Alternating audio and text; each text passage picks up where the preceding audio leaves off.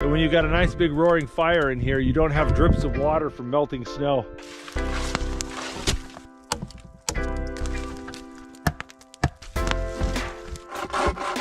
I think the next thing I want to do is improve my bed.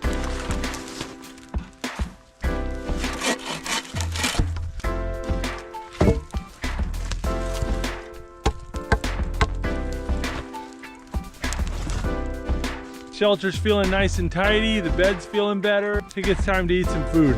A friend of mine gave me these hot dogs. I think they're made out of caribou. Oh, those smell good. That's a good hot dog.